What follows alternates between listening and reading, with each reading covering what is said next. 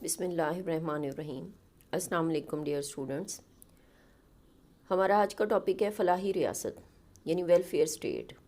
فلاحی ریاست کا کانسیپٹ سمجھنے سے پہلے ہمارے لیے یہ جاننا ضروری ہے کہ ریاست کے مقاصد کیا ہوتے ہیں اور اس کا وجود کیوں تخلیق کیا گیا، اس کی ریزن کیا تھی کہ ریاست کیوں بنائی گئی۔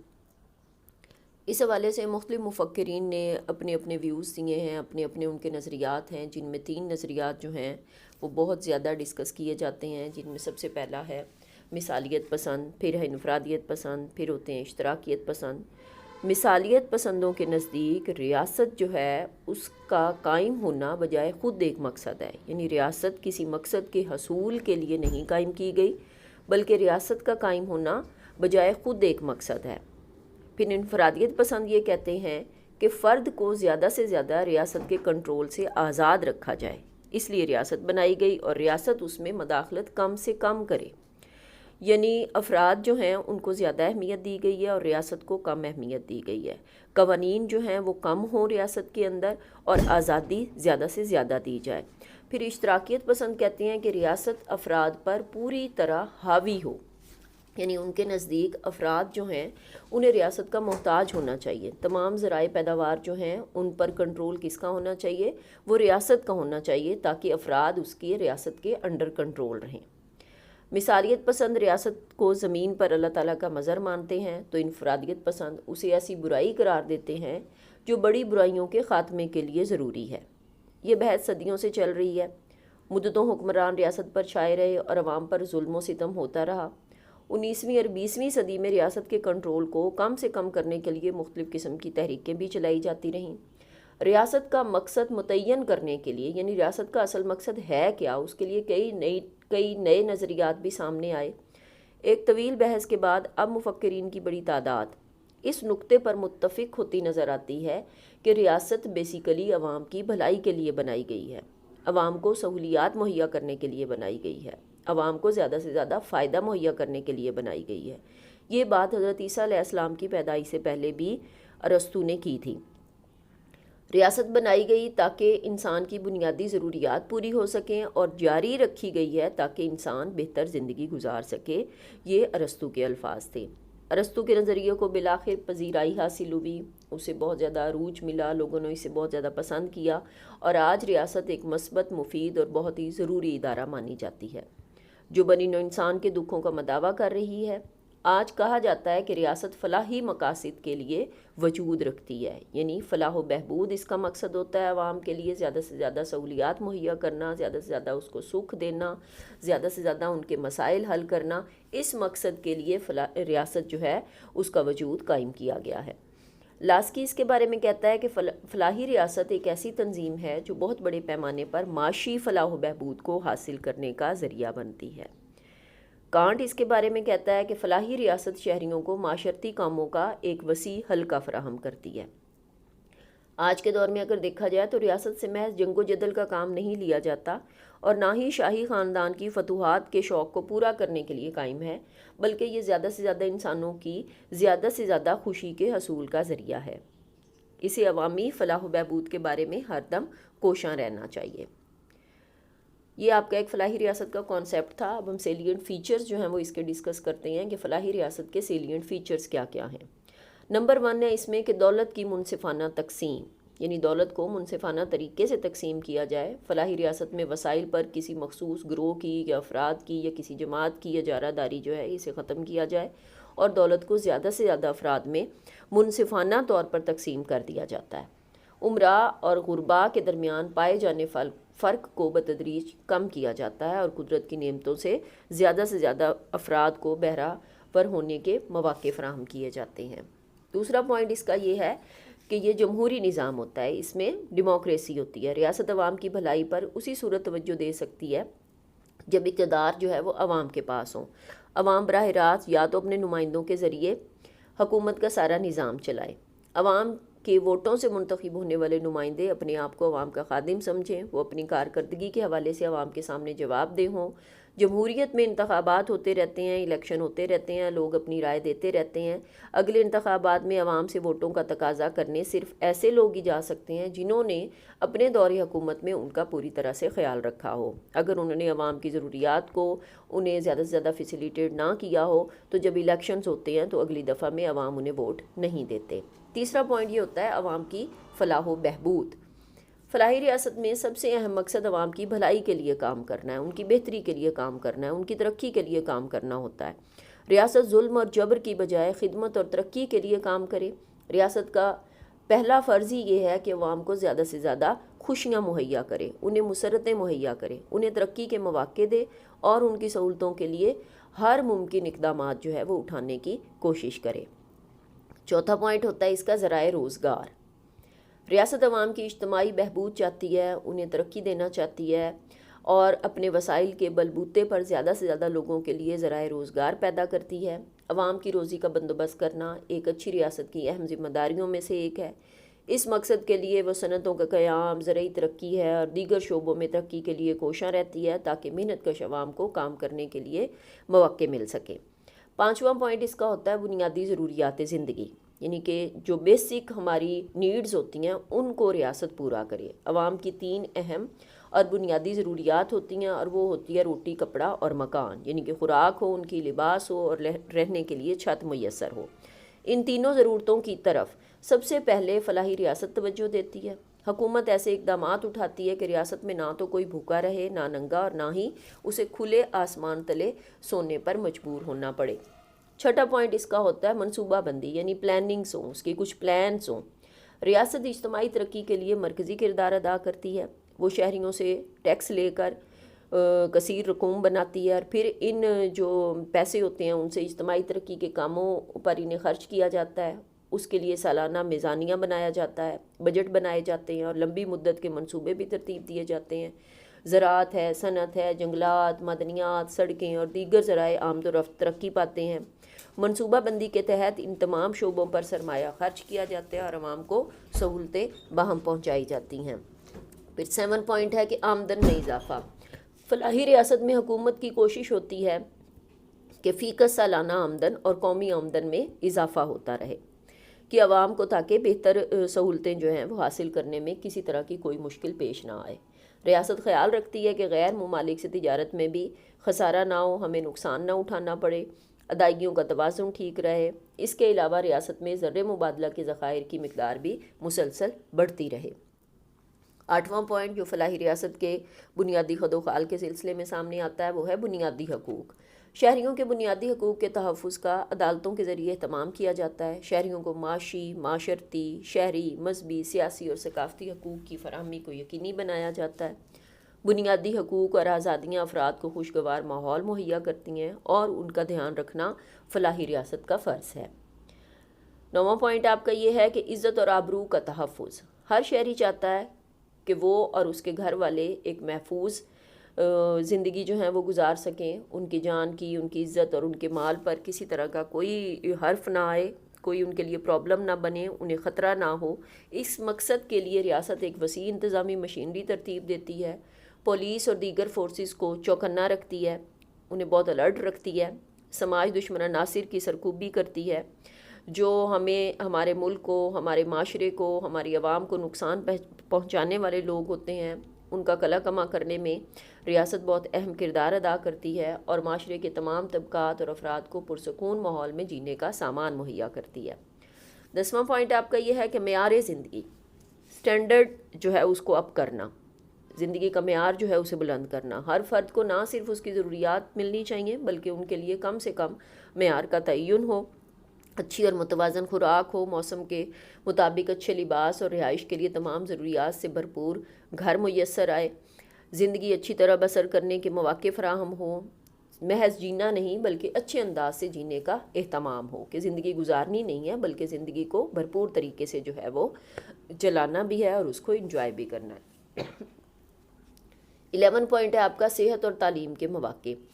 فلاحی ریاست میں ہسپتال، ڈسپنسریاں، میڈیکل کالج، نرسوں کی تربیت کے ادارے، سستی اور معیاری دوائیں اور لیبارٹریاں وغیرہ موجود ہوتی ہیں، علاج کی سہولتیں زیادہ بھی ہوں اور سستی بھی ہوں۔ اسی طرح سے اسکول، کالج، یونیورسٹیاں، لائبریریاں اور انسٹیٹیوٹ وغیرہ قائم ہوں جہاں لوگ تعلیم کے حصول کے لیے جا سکیں۔ پرائمری تعلیم مفت اور لازمی ہو اور اعلیٰ تعلیم کے لیے مناسب اور سستے مواقع موجود ہوں۔ تعلیم دولت کے ذریعے خریدنے کا رواج نہ ہو بلکہ میرٹ پر آنے والے طلبہ اور طالبات کو حکومت وسائل عطا کرے کہ وہ تعلیم حاصل کر سکیں۔ 12 پوائنٹ آپ کا یہ ہے کہ صحت بخش ماحول ہو۔ فلاحی ریاست پارک، باغ، کھیل کے میدان اور دیگر تفریحی مقامات کا بندوبست عوام کے لیے کرتی ہے تاکہ ان کو ایک اچھا ماحول میسر آ سکے، ایک صحت مند فضا ان کو مل سکے جس میں کہ وہ زیادہ سے زیادہ بہتر طریقے سے اپنی صحت کی حفاظت کر سکے۔ ماحول آلائشوں اور گندگیوں سے پاک ہو۔ ماحولیات کی طرف ریاست خصوصی توجہ دے اور خوشگوار فضا جو ہے وہ عوام کو فراہم کرے۔ زیادہ سے زیادہ درخت لگائے جائیں، پارک بنائے جائیں۔ مستقبل میں بہتر قوم پیدا کرنے کے لیے یہ اقدامات اٹھانا ہر فلاحی ریاست جو ہے اس کے لیے بہت زیادہ ضروری ہوتا ہے۔ پھر اس کا 13 پوائنٹ آپ کا یہ ہے کہ عدلیہ کی آزادی ہو، عدلیہ پر کسی قسم کا پریشر نہ ہو۔ فلاحی ریاست میں عوام کے حقوق کا دھیان رکھا جاتا ہے، انہیں دستوری تحفظ حاصل ہوتا ہے، اور اگر کسی شہری کا کوئی حق ضائع ہو جاتا ہے تو وہ عدلیہ کی طرف یعنی عدالتوں سے رجوع کر سکتا ہے۔ عدلیہ آزاد، خود مختار اور باوقار بنائی جاتی ہے تاکہ لوگوں کو انصاف مل سکے۔ جرم کو جڑ سے اکھیڑنے کی کوشش جو ہے اس میں پولیس اہم کردار ادا کرتی ہے اور وہ عدلیہ سے مجرموں کو سزا دلواتی ہے۔ یہ ٹوٹل تھا کانسیپٹ آپ کا فلاحی ریاست کا۔ اب اسلام میں فلاحی ریاست کا کیا تصور ہے؟ آپ سب اچھے طریقے سے جانتے ہیں کہ ہمارا مذہب جو ہے وہ ایک کمپلیٹ مذہب ہے، اس میں زندگی کے تمام مسائل کا حل موجود ہے۔ ہمارا مذہب ہمارے لیے ہمارے ہر ایک پہلو جو ہے اس میں رہنمائی کرنے کے لیے موجود ہے۔ تو فلاحی ریاست جو ہے بیسیکلی جتنے بھی اس کے اصول و ضوابط ہیں، جو بھی اس کے سیلینٹ فیچرز ہیں، وہ تمام کے تمام آپ کو ایک اسلامی ریاست میں احسن طریقے سے ملتے ہیں۔ اور ایک اسلامی ریاست جس طریقے سے اپنے عوام کا خیال رکھتی ہے، اس کی فلاح و بہبود کا خیال رکھتی ہے، اسے فیسیلیٹیٹ کرتی ہے، اپنے فرائض ادا کرتی ہے، شاید ہی کوئی ریاست جو ہے وہ اس طرح سے اپنی عوام کا خیال رکھ سکتی ہو۔ تو فلاحی ریاست کا جو صحیح ایک کانسیپٹ ملتا ہے وہ آپ کو اسلامی ریاست میں ملتا ہے۔ اس کے بھی چند ایک پوائنٹ ہیں جس کو کہ ہم ڈسکس کر لیتے ہیں کہ اسلام میں فلاحی ریاست کا کیا کانسیپٹ ہے اور کس طریقے سے ہم اسے فلاحی ریاست جو ہے وہ ایک اسلامی ریاست بنتی ہے۔ سب سے پہلے تو یہ ہے کہ طبقاتی اونچ نیچ کا خاتمہ ہے۔ اسلامی ریاست میں انسانوں کو یکساں سطح پر رکھا جاتا ہے، انہیں ایکول رکھا جاتا ہے، ان میں مساوات ہوتی ہے۔ طبقاتی امتیاز کو یعنی طبقوں میں اسے تقسیم نہیں کیا جاتا بلکہ اسے ختم کر کے مساوات اور انصاف کے تصورات کو مضبوط شکل دی جاتی ہے۔ اسلامی ریاست میں رنگ، نسل، ذات پات اور زبان وغیرہ کے کوئی فرق جو ہے وہ روا نہیں رکھے جاتے۔ تمام افراد قانون کی نظر میں برابر ہوتے ہیں۔ امیر، غریب یا مسلم غیر مسلم کا فرق ملحوظ خاطر رکھے بغیر ہی قانونی تقاضے جو ہیں وہ پورے کیے جاتے ہیں۔ پھر خواتین کی حیثیت کو اگر دیکھا جائے تو خواتین کو وقار، احترام اور عزت و آبرو کے ساتھ زندہ رہنے اور مردوں کے ساتھ ساتھ اپنے حقوق طلب کرنے کا بنیادی حق اسلامی ریاست میں دیا جاتا ہے۔ انہیں وراثت میں حصہ ملتا ہے، وہ آئلی زندگی میں مرد کے مقابل اپنے حقوق پاتی ہے، انہیں کمتر اور مظلوم بنا کر نہیں رکھا جاتا۔ مردوں پر ذمہ داریاں عائد کی گئی ہیں کہ وہ خواتین کی ضروریات پوری کریں اور انہیں عزت سے رہنے کا موقع دیا جائے۔ قرآن پاک میں خواتین کے حقوق کے حوالے سے بڑی واضح ہدایات دی گئی ہیں اور اسلامی ریاست میں حکومت کی ذمہ داری بنتی ہے کہ وہ قرآن پاک کی روشنی میں خواتین کو ملنے والے درجے کا احترام کرے اور دوسروں سے اس کو کروانے کی پوری جو ہے وہ آیات جو ہیں اس میں کوڈ کی گئی ہیں۔ تیسرا پوائنٹ آتا ہے اس میں آپ کا قانون کی حکمرانی، رول آف لا۔ اسلامی ریاست میں قانون کو تمام افراد سے بالا تر رکھا جاتا ہے، حتیٰ کہ خلیفہ وقت کو بھی بطور ملزم یا گواہ قاضی کی عدالت میں طلب کیا جا سکتا ہے۔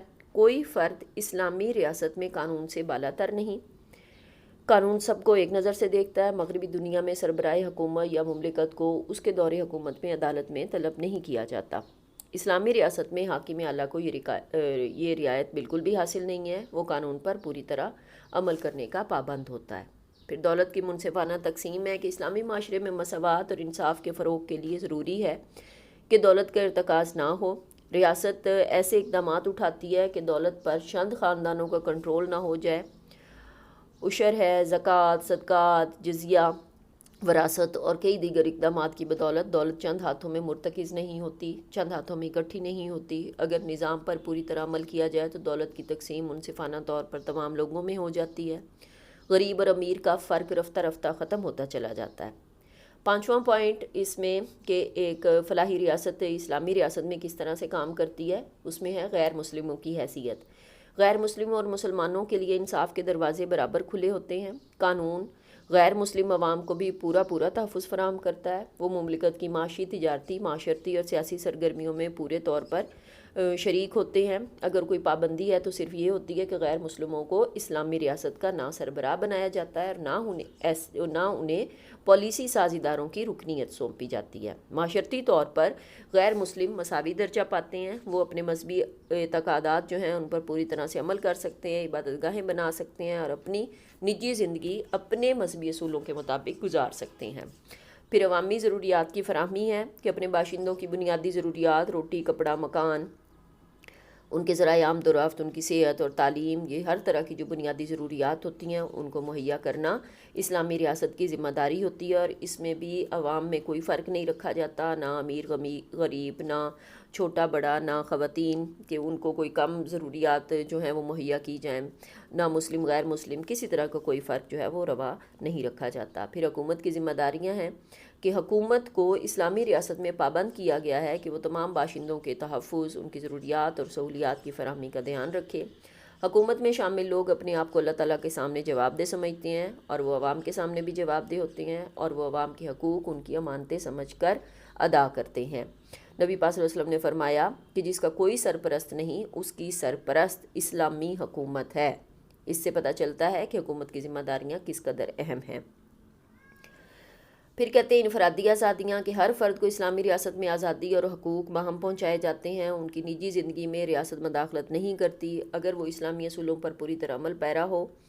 فرد کی ملکیت کا حق ریاست تسلیم کرتی ہے، لیکن لازم ہے کہ جائیداد قانونی طریقوں سے کمائی گئی دولت سے خریدی گئی ہو۔ شہریوں میں ترقی کے مواقع بالکل برابر فراہم کرنے کی پالیسی اپنائی جاتی ہے۔ اس کے بعد کوئی فرد دوسروں سے برتر حیثیت اختیار کر لے اور اپنی محنت اور قابلیت کی وجہ سے زیادہ آگے بڑھ جائے تو اس کے درجے کا تحفظ اسلامی ریاست خود کرتی ہے۔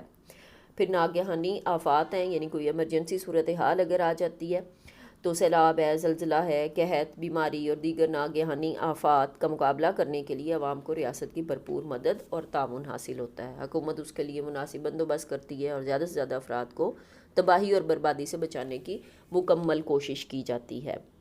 پھر 10 پوائنٹ اور لاسٹ پوائنٹ اس کا یہ ہے کہ خوشحال معاشرہ۔ اسلامی ریاست خوشحال معاشرے کو ترتیب دینے کے لیے پلاننگز کرتی ہے، امن و امان قائم کرتی ہے، عدل و انصاف فراہم کرتی ہے، تعلیم اور صحت کا مناسب انتظام کرتی ہے، اخلاقی اور معاشرتی بہبود کے تقاضے پورے کرتی ہے، علاقے میں آمد و رفت کے ذرائع کو ترقی دیتی ہے، ذرائع روزگار کو بہتر بناتی ہے، زراعت، صنعت، تجارت، معدنیات اور ایسے کئی بہت شعبے جو ہیں ان میں ترقی کے لیے کوشاں رہتی ہے۔ یوں خوشحال معاشرے کی طرف عوام بڑھتے ہیں۔ اسلامی ریاست عوام کے معیار زندگی کو بلند کرتی ہے، دوسرے ممالک سے تجارتی تعلقات اور لین دین میں توازن پیدا کرتی ہے اور بین الاقوامی سطح پر بھی انصاف اور امن کے لیے کوشاں رہتی ہے۔ تو یہ آپ نے آج 2 ٹاپک ہم نے ڈسکس کر لیے ہیں، ایک تو فلاحی ریاست اور دوسرا اسلامی ریاست کس طریقے سے فلاحی ریاست کا رول ادا کرتی ہے۔ تو امید ہے کہ آپ لوگوں کو بہت اچھے طریقے سے سمجھ آ گئی ہوگی۔ اس کو بہت غور سے آپ نے پڑھنا ہے اور سمجھنا ہے، اور اس کے بھی آپ نے شارٹ کویسچن بھی تیار کرنے ہیں اور لانگ کویسچن میں بھی عام طور پہ یہ کویسچن آ جاتے ہیں۔ Thank you.